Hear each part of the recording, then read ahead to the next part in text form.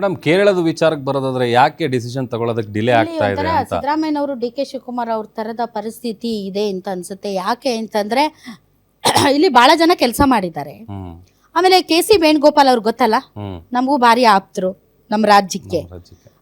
ಈ ಸರಿ ದಾವಣಗೆರೆ ವಿಚಾರದಲ್ಲಿ ಅವ್ರು ಇರ್ಲಿಲ್ಲ, ಯಾಕಂದ್ರೆ ಅವ್ರ ಸ್ಟೇಟ್ ಅಲ್ಲೇ ಅವ್ರಿಗೆ ಎಲೆಕ್ಷನ್ ಇದ್ದದ್ರಿಂದ.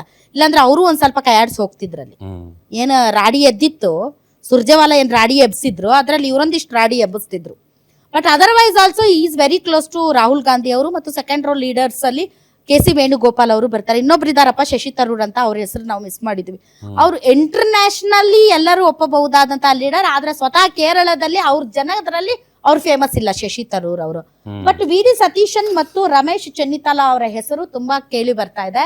ಬಟ್ ವೇಣುಗೋಪಾಲ್ಗೆ ಹೈಕಮಾಂಡ್ ಜೊತೆ ಇರುವಂತಹ ನಿಕಟವಾದಂತಹ ಸಂಬಂಧ ಮತ್ತು ಸಂಪರ್ಕ ಏನಿದೆ, ಅವರ ಒಂದು ಸ್ಟ್ಯಾಂಡ್ ಅನ್ನ ಒಂದ್ ಸ್ವಲ್ಪ ಎತ್ತರಕ್ಕಿಟ್ಟಿದೆ. ಆದರೂ ಈಗ ವೀಕ್ಷಕರು ಬರ್ತಾರೆ, ಬಂದೇನ್ ಮಾಡ್ತಾರೆ, ಶಾಸಕರ ಅಭಿಪ್ರಾಯ ಕೇಳ್ತಾರೆ.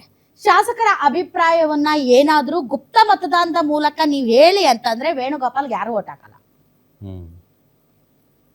ಬಹಿರಂಗವಾಗಿ ಹೇಳಿ ಅಂದ್ರೆ because of Rahul Gandhi closeness, mostly Venugopal ಅವರಿಗೆ ಅಂದ್ರೆ ಬಹಿರಂಗವಾಗಿ ಕೈ ಎತ್ತಿ ಹೇಳಿ ಅಂದಾಗ ವೇಣುಗೋಪಾಲ್ ಅವರಿಗೆ ಶಾಸಕರು ಒಪ್ಪಬಹುದು.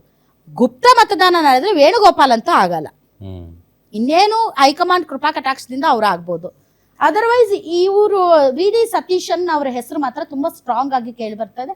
ವಿಪಕ್ಷ ನಾಯಕರಾಗಿ ಅವ್ರು ಕೆಲಸ ಮಾಡಿದ್ದಾರೆ. ಈವನ್ ರಮೇಶ್ ಚೆನ್ನಿತಾಲಾ ಆಗಿರ್ಬೋದು, ಕೆ ಸುಧಾಕರ್, ಇವರೆಲ್ಲ ತುಂಬಾ ಗ್ರೌಂಡ್ ಲೆವೆಲ್ ಅಲ್ಲಿ ಅಲ್ಲಿನ ಜನ ಒಪ್ಪಬಹುದಾದಂತಹ ಮತ್ತು ಎಲ್ಲರೂ ಕೂಡ ಸ್ವೀಕರಿಸಬಹುದಾದಂತಹ ಮುಖಗಳು.